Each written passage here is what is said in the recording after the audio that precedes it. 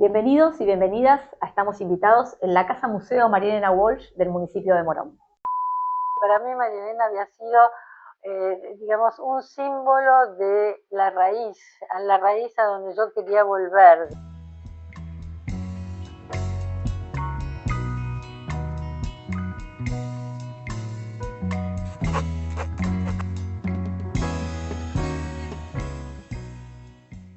Gabriela, muchas gracias por estar acá, en este espacio, en esta casa natal de María Elena Walsh. El placer es mío y agradezco estar en este lugar tan lleno de recuerdos.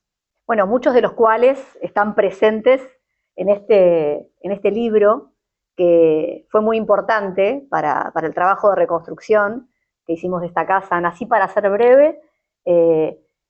Este ciclo, este espacio de charla, intercambio, en general lo hacemos a partir de una obra o una crónica, algún texto de María Elena. Y yo pensaba que este texto es casi la crónica de la vida de María Elena a través de otra persona, que fuiste vos, que pensaba si ella necesitaba de alguna manera a otro para poder narrar su vida. Me la imagino una persona reservada en cuanto a su intimidad. ¿Vos creés que fuiste la parte necesaria para que ella pudiera contar esas otras cosas de su vida que no había contado nunca? Es una buena pregunta y es una pregunta que tal vez exige una explicación o un cuento bastante largo, porque mi amistad con María Elena está muy relacionado con la época en que ella se le declaró el cáncer. Yo la conocí poco tiempo antes, es decir, la conocí 2 años antes, pero yo estaba en Europa. Cuando volví, estábamos cerca de 1981, una época en que María Elena todavía caminaba, pero tenía muchos dolores. Fue la época en que yo entré, digamos, en Buenos Aires, de manera este, de manera fehaciente a la casa de María Elena, porque nos veíamos muchísimo, charlábamos mucho, nos contábamos de la vida. Yo había llegado de Europa y para mí María Elena había sido, digamos, un símbolo de la raíz a donde yo quería volver, digamos. Era el escándalo de sol, las coplas, las bagualas, los poemas, el rescate de mi propia adolescencia, cuando yo había ido a ver Disparate y Bambuco, y los poemas de María Elena que yo leía en Alemania, que era no como un exilio, pero casi, ¿no? Estábamos en dictadura. Yo estaba haciendo mi doctorado en María Elena, era como, digamos, el sostén de lo que a mí me justificó volver a la Argentina. En ese momento, en el año 81, en pleno ascenso de esa amistad, se le declara el cáncer. Y nosotros ya habíamos planificado hacer un libro. Y yo sentía que María Elena me entregaba mucho sus producciones, me regaló su obra completa de libros, su obra completa de discografía, los poemas, era absolutamente generoso y te regalaba todo lo que tenía y que ella sentía que vos podías sostener ese algo que regalaba. ¿Eras digna también de esa obra o de recibirlo de esa manera? ¿Ella también veía en vos a una estudiante en ese momento Sí, de letras? Sí, de hecho, su amiga, la negra Córdoba Iturburu, su amiga de infancia, cuando venía a visitarla, me veía a mí y le decía ella, estás con tu exégeta. Entonces yo me convertí en la exégeta de la negra Córdoba. Entonces, lo que yo percibía era que Mariana tenía ganas de abrir, de legar. Y yo, en ese momento, decía, ¿por qué? Porque había aparecido un libro de Alicia Duhovne sobre María Elena. Y era un libro que yo respetaba mucho y me encantaba. Y yo decía, ¿cómo quiere que yo haga otro libro si en este libro dice todo? Sin embargo, yo me lancé a decirle, bueno, hagamos ese libro. Íbamos a hacer ese libro cuando María Elena cayó con cáncer. Bueno, esa etapa del cáncer fue durísima. Fue acompañarla a los hospitales, acompañarla al acelerador lineal, acompañarla cuando ella recibía las dosis de la quimioterapia, que era muy duro, se le cayó el pelo, como pasaba con todo el mundo, cuando pasa con todo el mundo, y sobre todo mucha depresión. Entonces el libro quedó como detrás de la chimenea. Yo a veces volvía y veía que ella no quería saber nada. Y en un determinado momento, cuando llego a la casa, una tarde, me dice, bueno, nena, basta de Fleet. ¿Vos sabés lo que es Fleet? No. El Fleet, ustedes no saben lo que es Fleet. El Fleet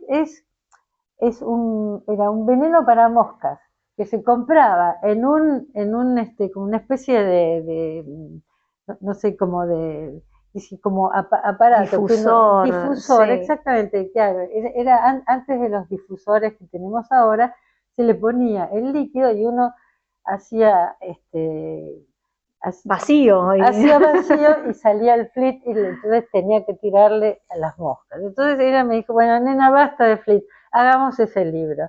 Y ahí empezamos. Empezamos un día bien, un día mal, un día bien, un día mal, pero fue un trabajo, no un trabajo, una compañía, un diálogo de 6 meses y que verdaderamente yo creo que si Marielena no hubiese estado en ese estado de vulnerabilidad y a su vez de gran confianza y a su vez de gran cariño, que era absolutamente mutuo, no se habría creado ese microclima como para desarmar su vida y para que ella se ponga a pensar otra vez, no a pensar, a traer su infancia al presente, por una persona muy, muy tímida, digamos, todo lo que era recuerdo ya lo había cristalizado en poemas, en música, en todo eso, pero no de manera verbal. De hecho, sus 2 libros posteriores, autobiográficos, son posteriores a toda su obra. Su obra es el recuerdo de la infancia, en realidad. Claro. Bueno, lo que yo te quería preguntar, pero ya me lo contestaste, es si la enfermedad tuvo que ver con que ella se abriera de alguna manera, pero ya estaba pensado previo a que se le declarara esa enfermedad, pero sin embargo hay algo ahí del acompañamiento y de la compañía que vos le hiciste, como una forma también de transitar ese momento con alguna cosa que le permitiera salir, ¿no? De esa forma tan cruel que seguramente fue vivir su enfermedad a través de los recuerdos, ¿no? Quizás los recuerdos la ayudaron. Sí, yo creo que también que tiene que ver con una situación de una vida cerca o de la enfermedad o de la vejez o de la muerte, que sobre todo para personas sin hijos es ¿a quién va todo esto? Claro. Y esa era la actitud que a ella digamos, le hacía sentir esa necesidad, que no tuvo después de querer sacar su infancia, ponerla sobre la mesa, no a través de literatura o ficción o arte o lo que fuere, sino a través de su propia infancia. Y esa presencia de la muerte, acordémonos, tenía 50 años, no era una persona grande. Claro. En ese momento a mí me parecía grandísima, sobre todo por quién era, pero 50 años no es nada. Bueno, pero también en un momento donde esas enfermedades tenían un tratamiento quizás no tan exitoso, con menos chances de las que hay ahora, ¿no? En términos de avance de la medicina. Tener un cáncer en la década del 80 a esa edad probablemente era visto con un poco más de angustia, me imagino. No digo que ahora no suceda, pero... Es cierto lo que decís, es así, es tal cual, porque ahora tenemos muchísima experiencia de mujeres, sobre todo mujeres, con el cáncer de mama, que han superado el tema y lo cuentan. En ese momento lo del cáncer era medio vergonzante todavía, ¿no? Decir la palabra cáncer no se decía, era el episodio, o como ella decía, mi propia dictadura militar, lo llamaba al cáncer, ¿no? ¿Ella se sentía de alguna manera responsable de esa enfermedad? Ah, qué pregunta. En algún momento llegó a hablar de la culpa, pero no sé pero es una buena pregunta. La verdad, tengo que decirte que no sé. Leía mucho con fruición a Susan Sontag, ¿no? La enfermedad como metáfora. Claro. Susan Sontag había tenido cáncer y ese libro es un poco la referencia al cáncer, cómo se utilizan las palabras médicas como, por ejemplo, este ataque a Irán que es con cirugía mayor, te dicen, ¿no? Son metáforas masculinas de la muerte, ¿no? María Elena tenía estudiadas todas esas cosas. Eso no sé si es culpa, pero sí es ahondar sobre lo que le estaba pasando. Y la enfermedad como metáfora figuró mucho tiempo en su mesa de luz, el libro de Sontag. Y algo de lo que mencionás al principio es que vos buscabas entender cómo se había gestado ese talento, ¿no? Que había empezado con la poesía, había seguido con el canto, el folclore, luego la literatura infantil para adultos. ¿Crees que hay alguna relación entre ese talento y su infancia, lo que vivió en ese momento de su vida? Sin duda, sin duda. Ella vivió en una infancia que la estimuló muchísimo. Ese padre que tocaba la mandolina con el gobernador Fresco, esa hermana que estudió piano y tocaba con muchísimo talento, esa fruición por el music hall, por Fred Astaire, Ginger Rogers, las películas americanas, ese juego con las palabras de los nursery rhymes, que es la poesía infantil inglesa, todo eso ocupó un caldo de cultivo que fue después explosivo, absolutamente. Lo que a mí me motivó, digamos, mi gran asombro ante la producción, el arte de María Elena Walsh, era cómo es posible que alguien en tan poco tiempo se dedique a un género, lo haga estallar de talento y después lo cierre y pase a otro, en donde pasa exactamente lo mismo. Entonces, eso pasó primero de la poesía, donde ella publica su libro Otoño Imperdonable, tiene 17 años, gana el segundo premio municipal de poesía, no el primero porque era muy chiquita, tenía 17 años y no le daban el premio mayor a alguien que tuviera 17. Poco tiempo después, te digo, 2 años después, cierra el capítulo y se dedica a ir a París con Leda Valladares a cantar en los boliches que son lo que nosotros llamamos acá café concert. Entonces empieza a componer canciones, no para ese lugar, sino ya empezaba a componer canciones para chicos para en París recuperar su infancia. ¿Y cómo lo hacía? Jugando con el lenguaje. Nace así en París toda su producción infantil, digamos, jugando con el lenguaje de los chicos, nace una de las cosas más conocidas de María Elena, que es toda su enorme, gigantesca producción infantil. Pero eso, digamos, está, digamos, paralelamente a lo que para ella fue el music hall, o sea, cantar canciones latinoamericanas, argentinas o canciones indígenas con Leda Valladares en un podio absolutamente distinto que se generaba en esa época, que era el Café Concert. Todo eso en un tiempo que cubre más o menos entre 1948, 49, hasta 1955, que es el momento en que ella vuelve de París. En ese momento tenés paralelamente su trabajo poético, tenés su trabajo para chicos, tenés su trabajo como cantautora, porque ya había empezado a escribir canciones para chicos, y tenés todo su conocimiento sobre el folclore argentino a través de esa grandiosa antropóloga que fue Leda Valladares, su compañera durante mucho tiempo. Después podemos seguir, pero te estoy hablando de una producción gigantesca, con un enorme talento y un enorme éxito, porque además todo lo que hacía tenía éxito. Ella, como Marlene Dietrich decía, yo nací profesional. Esa cosa que muy poca gente hace digo, eso que muy poca gente tiene, que es tener conciencia de lo profesional, es decir, te cumple con los horarios, pero sabe cómo te tenés que sentar, cómo te tenés que peinar, cómo tenés que saludar, cómo tenés No se que le escapa manejar. nada. No se le escapa nada, y eso era Marlene Dietrich, que María Elena admiraba muchísimo. Pero tiene un poco que ver con esta brevedad, ¿no? de título. Totalmente. Y yo pienso que es el ejemplo, ¿no? de María Elena en su obra y en su vida, que a pesar de haber sido exitosa, como vos decís, empezó y todo lo que hizo fue exitoso, pero no se quedó ahí. Fue detrás de otra cosa, de un deseo. Y a diferencia quizás del modelo hegemónico, en donde uno tiene que ir detrás de un proyecto que sea el proyecto que lo acompañe en toda la vida, ella fue por distintos ámbitos, pero había una búsqueda, vos, lo que la conociste, lo que ella te pudo contar, había una búsqueda que tenía que ver con ir detrás de algo que la conformara mucho más que lo anterior, o era, bueno, esto me gustó, lo hice, me salió bien, pero ahora quiero explorar otra cosa?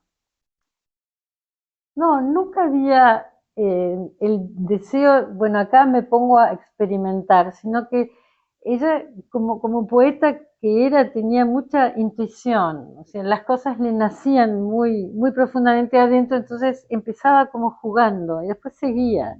El juego, la dimensión del juego y del juego serio, de la experimentación con la palabra sobre todo, es algo que a ella la llevaba sola, así como la poesía le llegaba sola, la primera poesía de ella le llegaba sola, también las palabras le llegaban y empezaba como a entretenerse con otra cosa. Digamos, cuando algo bajaba, cuando algo se agotaba para ella, se entretenía con otra cosa. Hasta que se cansó, digamos, muy joven, digamos, porque de su producción, que ahora parece gigantesca, su producción de verdad ya había sido casi completada en el año que hicimos la entrevista, porque después solamente eso publica los 2 libros, ¿no? Novios de antaño y Fantasmas en el parque, pero con producción nueva no hay. No hay producción nueva. Ella sigue leyendo, sigue escribiendo artículos muy urticantes, como por ejemplo la carpa blanca, que generó una reacción tremenda, que fue en su momento una protesta que hicieron los maestros, y María Elena se puso, es raro, del lado del gobierno, diciendo, bueno, los maestros están, no me acuerdo, pero se generó una polémica bastante justificada por un lado, y por otra parte muy, muy dura. Pero eso muestra que nunca dejó de decir lo que pensaba y había un denominador común en toda su carrera artística que tenía que ver con la justicia social, con la búsqueda de la igualdad, la defensa de la democracia. Aún incluso en la obra infantil, hay una búsqueda también de recuperar a ese niño como hoy diríamos sujeto de derecho, una literatura que en su momento era considerada marginal y que sin embargo ella se lanzó a ese rubro, a pesar de que no era quizás lo que se esperaba de ella o lo que le iba a dar un beneficio más bien material. Y en ese sentido, quiero ir también a algo que vos mencionás en el libro, y que tiene que ver con una distinción muy interesante que te cuenta María Elena en relación a la clase media. Ella decía que era de clase media, ni rica ni pobre, y en tu libro ella dice que el padre era un burgués, pero un burgués muy particular, un burgués que no le interesaba acumular dinero, un burgués que hablaba de política, a diferencia de un burgués intermedio que habla de política solamente para denostar o para decir que no le está haciendo bueno para sus intereses. Y ella dice, a diferencia de mis vecinos, que eran la típica clase media del quiero pero no puedo, la mía es una clase media ilustrada. Había una búsqueda más allá de lo material. Y esto es lo que se conecta con lo que hablábamos recién, ¿no? María Elena no fue detrás de una búsqueda material, incluso material entendido como una acumulación de éxito, no necesariamente de dinero, sino que había una búsqueda que estaba más vinculada con su deseo. Y en ese deseo está también ese origen de clase media ilustrada y ese origen de una familia que discutía y hablaba mucho sobre política, pero no sobre política partidaria, si eran radicales o peronistas, aunque su familia era radical, pero sí de la política en el sentido de transformación, de cómo está el mundo, ¿no? Cómo está esta sociedad. y eso está muy presente en la obra de María Elena, en esas crónicas que quizás fue lo que elaboró en los últimos años, décadas de su vida, con más potencia que quizás al principio, ¿no? Al final, en los 80 y los 90, salió a escribir Desventuras en el País Jardín de Infantes, La Carpa Blanca y una serie de crónicas que no tienen desperdicio, en donde es muy dura y muy crítica de las injusticias. ¿Cómo la veías vos en esas charlas, en esas conversaciones? ¿Qué le pasaba cuando se refería a lo que le pasa al mundo? Bueno, primero María Elena nunca fue alguien de grandes palabras, ¿no? O sea, lo que más evitaba era la solemnidad. Entonces le ponía todo un toque de chiste, pero esa urticancia que vos mencionás, ese compromiso social que vos definiste, em, jugarse por lo desamparado, por lo pobre, ese denunciar la injusticia, tiene en María Elena dos denominadores comunes. Uno de ellos es el feminismo. El feminismo es lo que, digamos, constituye a María Elena. Y el otro es eso que vos recién mencionaste, que es la política. Feminismo y política. Porque María Elena vivió prácticamente nació en la década infame. Fue una década que prácticamente fue siniestra, muy fascista, muy catolicona, muy de dictarle a las mujeres qué es lo que tenían que hacer. Después vino la revolución también protofascista de 1943, que era el momento en que María Elena se hace adolescente y empieza a salir a la calle a salir de Ramos Mejía al Bellas Artes. Ahí viene la mirada de los hombres frente a esta adolescente muy bella, muy atractiva, rubia, de ojos azules, donde ella siente la mirada masculina y siente a su vez la opresión del fascismo en el Bellas Artes. Esa sensación de opresión, esa sensación de imponerle a las mujeres cómo tienen que ser, cómo tienen que vestirse, etcétera, etcétera, gestan el feminismo así muy, muy encarnizado de María Elena, que hoy se suele olvidar. Hay que pensar en las canciones. ¿Te acordás, hermana, qué tiempo esa parodia del tango? Y esa hermana es la Negra Córdoba, cuando salían al balcón a escuchar a Perón, etcétera, etcétera. Pero esa forma de ver la injusticia en todos lados, esa defensa de la Juana que viene a trabajar en Buenos Aires y esa familia de clase alta la aloja en un cuartito donde ella solo tiene la única ventana que es el televisor. Eso está plagada la obra de María Elena, y que para mí es esa cosa constitutiva. Cuando yo tengo que pensar en ella, traigo otra vez feminismo, ¿no? Y política. Me acordé de esa canción de La Juana, que es espectacular, que dice algo así como: qué pretenciosa la Juana, ya tiene el balcón y también quiere la ventana. Exacto. Y María Elena, una mujer de clase media que vivía en este barrio, Villa Sarmiento, que no le faltaba nada, probablemente tampoco le sobraba demasiado, y pudo sensibilizarse con la realidad de un universo que quizás no era el universo que ella compartió o con el que tuvo cotidianeidad, y sin embargo había seguramente también, fruto del aporte y la influencia de su familia, una cercanía con la injusticia, y también en un contexto, como vos decías, la década infame. A pesar de esa situación, su padre era amigo de Fresco, de Manuel Fresco, que también lo mencionabas, gobernador de la provincia de Buenos Aires, que vivía en Aedo, en el barrio vecino de Villa Sarmiento, y que se dice que en esa casona se gestó la Revolución del 30. Es un personaje también muy particular, Fresco para todos los moronenses. Y también la Segunda Guerra Mundial, como otro episodio que ellos estaban todo el tiempo atentos y que había generado mucho drama en su familia. Sí, totalmente. Sí, estaban muy, muy pendientes de lo que pasaba en Europa. Y hay que decir que los Walsh eran radicales, ¿no? No eran, era un radicalismo distinto al que tenemos ahora, un radicalismo mucho más comprometido con la justicia social, etcétera, ¿no? Claro, y pienso que cómo también fue hilando todas esas situaciones que vivió con lo que fue su obra, y ese impacto que tuvo para ella la Segunda Guerra Mundial, la Guerra Civil Española, y un mundo nuevo que empezaba a asomarse, que era el mundo de la especulación, de los negocios, la especulación financiera, lo que ella también de alguna manera plasmaría en los ejecutivos, ¿no? En una forma de entender a ese nuevo hombre de negocios, y esa especulación y ese avance del capitalismo fue también lo que de alguna manera marcó el fin de su infancia. Ella en el libro te cuenta que la especulación inmobiliaria que la termina expulsando de esta casa fue lo que de alguna manera marcó, ella dice, el fin de la fantasía y el fin de la infancia, ¿no? Como también hay una incidencia en su infancia de manera indirecta y que obviamente influyó en lo que ella después escribió. No solamente recordar la infancia de un lugar nostálgico y positivo, sino también aquellas cosas que la habían marcado de manera negativa, ¿no? Así es.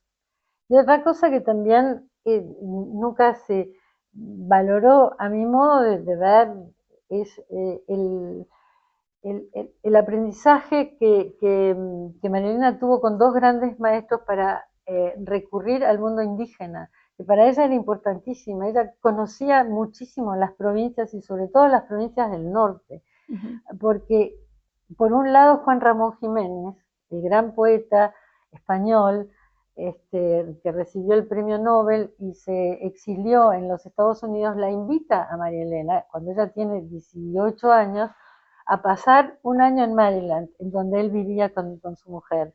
Y Juan Ramón Jiménez era un absoluto fanático del folclore del norte argentino, de bagualas, de todo ese sistema de baladas, de conocimiento del folclore, el más rancio y el más simple y sencillo folclore, de lo cual María Elena aprendió de forma directa con él. O sea, es muy loco y es muy argentino que alguien vaya a Estados Unidos para enterarse del folclore nacional. Es así, a través de un español ganador del premio Nobel. Bueno, eso la une a María Elena con Leda Valladares, que sí, como tucumana, había estudiado antropología y música y ya quería ir a París a cantar eso. Eso fue notable en la producción poética y musical de María Elena por la sencillez de sus rimas, la sencillez de sus aportes verbales y lo absolutamente profesional con la cual ella mantenía su relación con el lenguaje.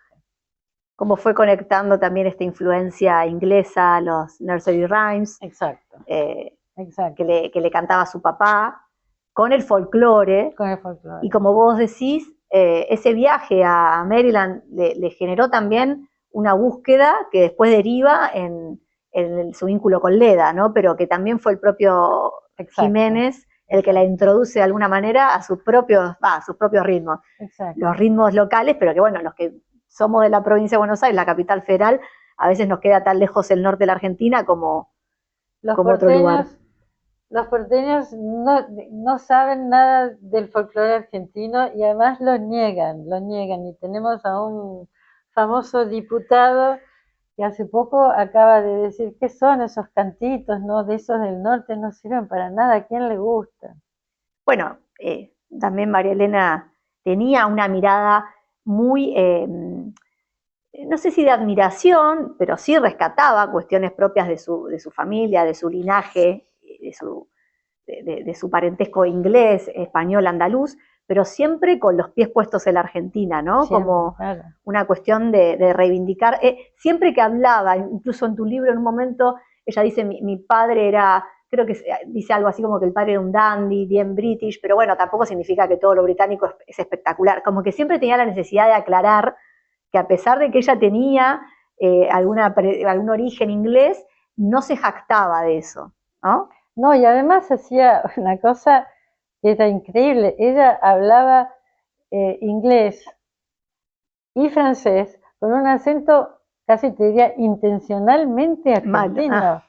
Mal. No mal, porque hablaba muy bien. Yo escuché hablar francés e inglés, hablaba muy bien, pero el acento era muy argentino. O sea, ni loca te iba a intentar hablarte un francés del barrio del Sesiem, que es el francés paquete, como se te dijera la Recoleta, o un very British, o un inglés very British. Nunca haría eso, nunca, y se mofaba de todo eso. Pero de todas maneras te quería decir, respecto al folclore, las nursery rhymes, esas rimas para niños inglesas, también son folclore. Claro. Son folclore. Y entonces hay una liaison, hay un intercambio perpetuo entre María Elena y lo folclórico, lo indígena y lo anónimo. Es muy importante en todo lo que ella escribió, ese lado que no suele ser, digamos, debidamente concebido a mi modo de ver. Para mí es muy importante, me da mucha ternura eso. Ella en algún momento dijo que el folclore es la infancia de los pueblos. Sí.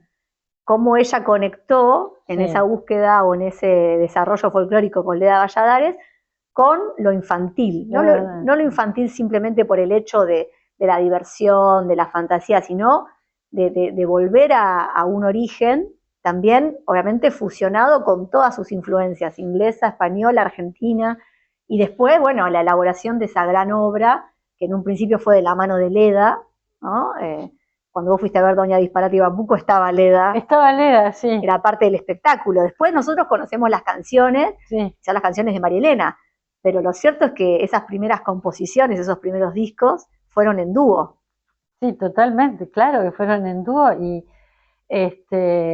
además tuvieron mucho éxito, mucho éxito.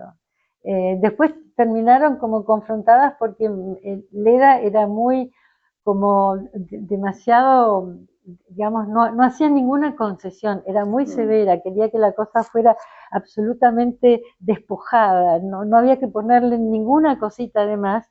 Y María Elena ya apuntaba para una cosa más show, un poco más, de hecho después se fue para la televisión y ahí aprendió, pero ya no estaba Leda en ese momento, pero hicieron un gran dúo, un grandioso dúo.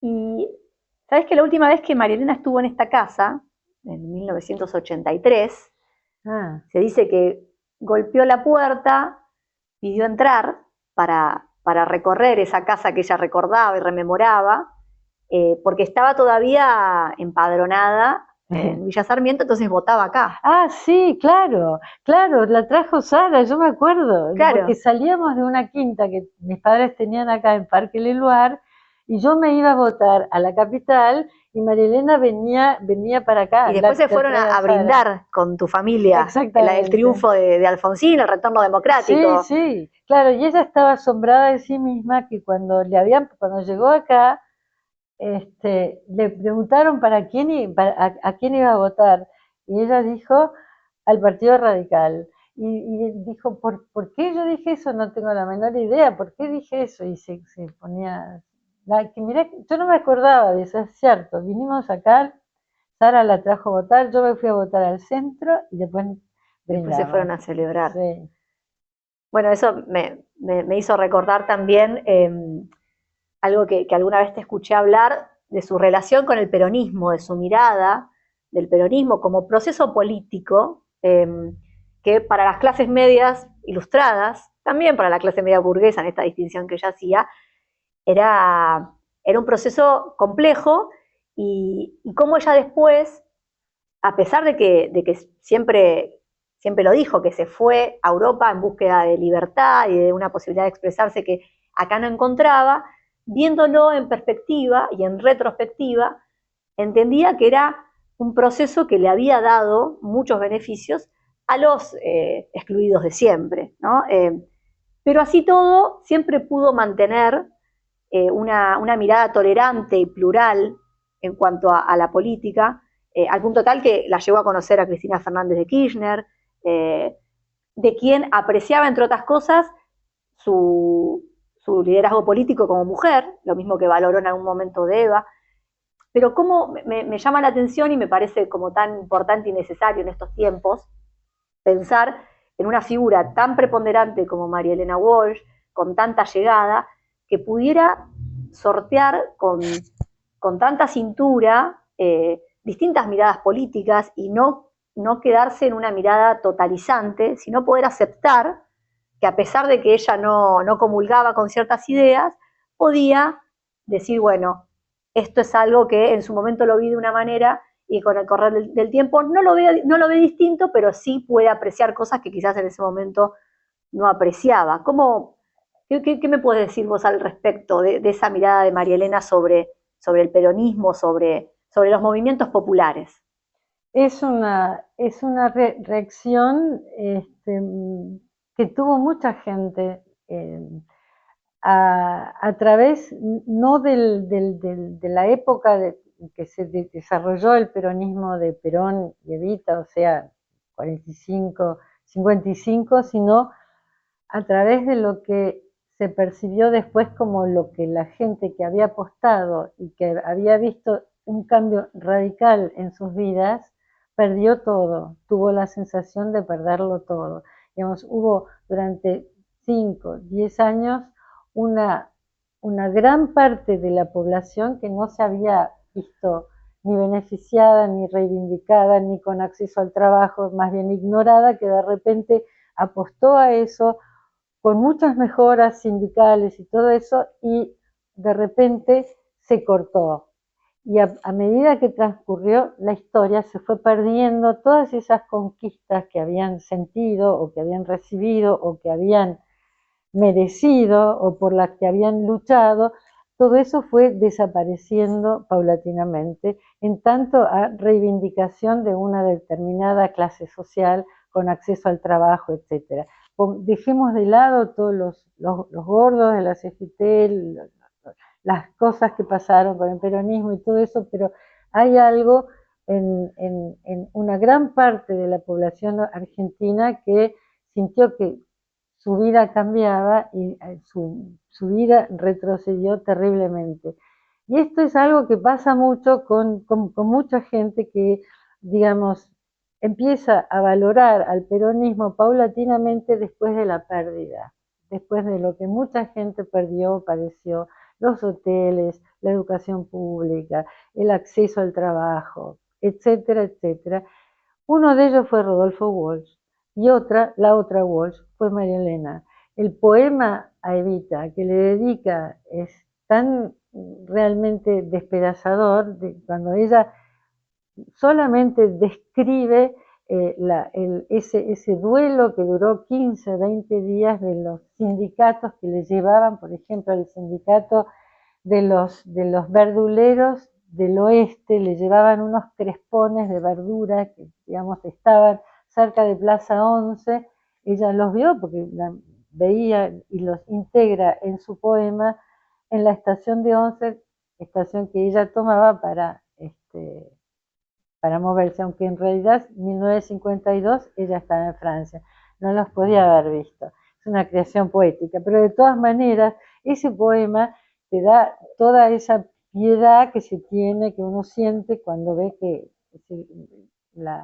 hay mucho más injusticia aplicada al peronismo. ¿Sabés que estaba acá todavía? Porque estoy haciendo memoria, que en tu libro ella te cuenta que renuncia de la escuela donde estaba dando clases de inglés. Ah, ¿verdad?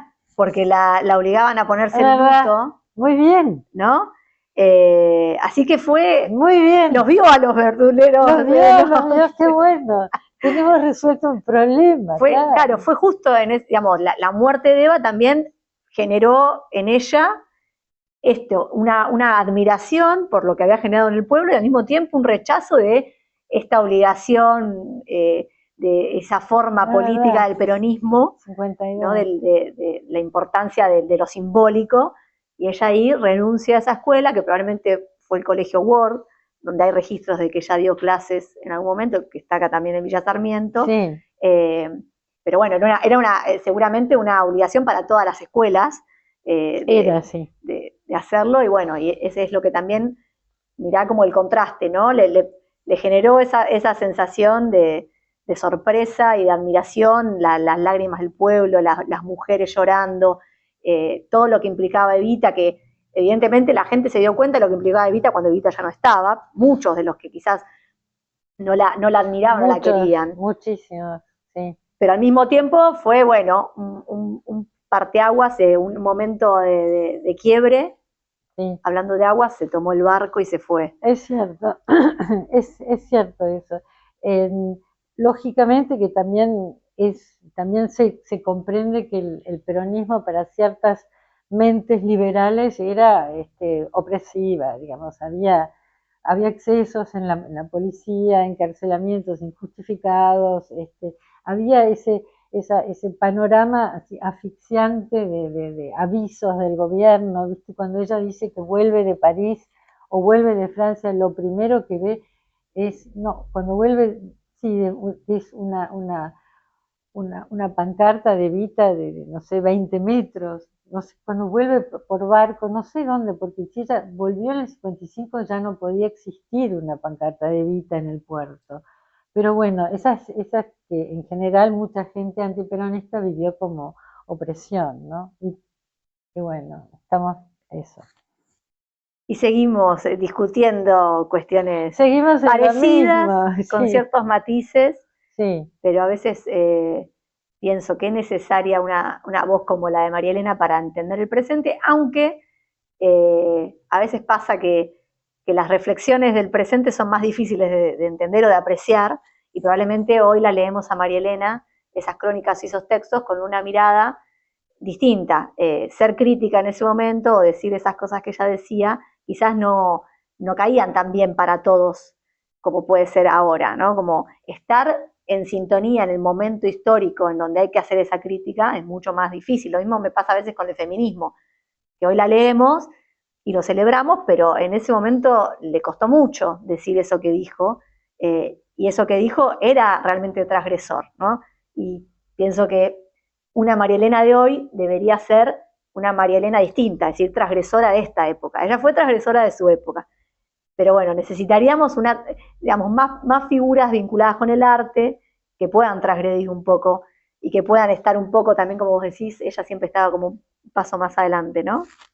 Sí, ¿no? La extrañamos. Nos encantaría leer algunos de esos sopapos que se mandaba, ¿no? En los diarios. Uno decía, ah, qué bueno, alguien que dice las cosas, ¿no? Y al mismo tiempo teníamos miedo por ella, porque era en plena dictadura que se mandaba cosas increíbles, ese país jardín de infantes. Yo me acuerdo que lo leí, estaba en Alemania y dije, a esta mujer la van a matar, no puede ser. Pero bueno, la extrañamos mucho, ¿no? Dentro de 5 años cumple 100 años. Toda una vida que se inició en este lugar, y aprovecho para agradecerte porque en Nací para ser breve encontramos tanta información que nos permitió reconstruir esta casa museo. Las paredes estaban, los pisos estaban, pero no sabíamos bien cómo se daba la vida de esa familia, y bueno, mucha de esa información está en Novios de Antaño y en tu libro, Bien. en donde ella se abre un poco más para contar esas cosas de su infancia que quizás no las contó en su autobiografía, pero que con vos se abrió, encontró ahí una interlocutora para conversar y para mencionar ciertas cosas que, como te digo, para nosotros son de muchísimo valor. Y gracias por este espacio, por esta conversación. Al contrario, gracias a ustedes que me permite ver la casa esta que no había visto nunca por dentro, siempre por fuera, pero era una especie de tapera, así que, pero es muy laudable esta reconstrucción de esta figura, y que estaría absolutamente contenta y satisfecha de que esto existiera, porque digamos, no todo tiene que convertirse en una torre, ¿no? Después.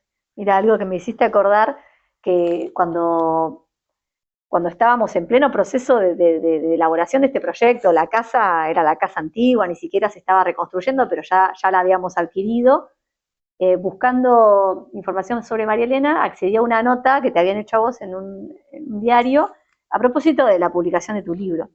Y vos mencionaste una frase que después yo la encontré en su poema Asunción de la Poesía, que a mí me marcó, y que ella decía: me asusta el infinito, me humilla la sagrada permanencia. Me humilla la sagrada permanencia. Entonces, yo que de alguna manera tenía que llevar adelante esta reconstrucción o pensar cómo hacerlo, dije, ¿cómo hago para que esta casa no se convierta en esa sagrada permanencia que a María Elena no le va a gustar? Como si hubiese un ente que me estaba observando, una María Elena que me iba a observar para que no se llevara adelante eso que ella no quería. Y también de alguna manera fue una guía para la reconstrucción de este lugar, ¿no? Que no solamente estuviese la obra de María Elena, sino que también hubiese un espacio para otras expresiones artísticas. Yo creo que María Elena celebraría muchísimo este lugar porque está, como escribía ella decía siempre, no escribo para los chicos,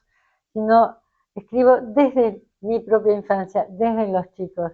Y yo creo que este lugar está de alguna manera articulado desde los chicos. Y eso me asombró mucho cuando entré. Se lo recomiendo a todos los chicos y todos los papás y las mamás y los abuelos también. Bueno, muchas gracias.